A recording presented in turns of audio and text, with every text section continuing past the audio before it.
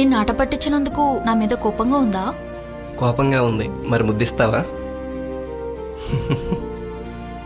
ఒకటి చెప్పు, మధ్యలో నన్ను వదిలేస్తావా? వదిలేయటానికి భార్యాభర్తల బంధం అప్పుడప్పుడు వచ్చి పలకరించే చుట్టరికం కాదు, జీవితాంతం కలిసి ఉండే బంధం. మరి నాతో జీవితాంతం కలిసి ఉంటావా? మన మధ్య గొడవలే రావా? గొడవలు రాకుండా ఉంటే అది రిలేషనే కాదు బంగారం. ఒకరిపై ఒకరు కోప్పడాలి, అరుచుకోవాలి, గొడవ పడాలి, మాట్లాడకుండా ఉండాలి. అయినా సరే కలిసే ఉండాలి, కలిసే బతకాలి. మనం జీవితాంతం కలిసే ఉంటామా? మరి నీకు బోరు కొట్టనా? బంగారం, నువ్వు ఎప్పుడైనా మన అమ్మ నాన్నలు గమనించావా?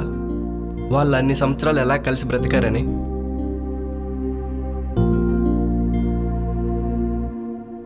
వాళ్ళ గొడవ వచ్చిన ప్రతిసారి గొడవను దూరం చేయాలనుకుంటారు, కానీ మనం మనిషిని దూరం చేసుకుంటున్నాం. ప్రైవసీ, ఫ్రీడమ్ అంటూ ఒకరి మీద ఒకరికుండే అధికారాన్ని దూరం చేసుకుంటున్నాం. ఆ అధికారంలోనే ప్రేమ ఉందని తెలుసుకోలేకపోతున్నాం. ఒక్కటి గుర్తుపెట్టుకో నీళ్ళు, ఎందుకు లేటుగా వచ్చావని అడిగిన భార్య, ఎప్పుడు ఫోన్లోనే అని విసుక్కునే భర్త, ఉన్నా ఒకటే లేకున్నా ఒకటే. నేను కూడా నీతో అలానే ఉంటాను, కొట్టుకుంటూ తిట్టుకుంటూ సర్దుకుంటూ ప్రేమించుకుంటూ గడిపేద్దాం. కలిసి ఉండడం అంటే పక్క పక్కన ఉండడం కాదు, కష్టం వచ్చినప్పుడు పక్కన ఉండడం. ఎంత పెద్ద కష్టమైనా కలిసి బ్రతకడం.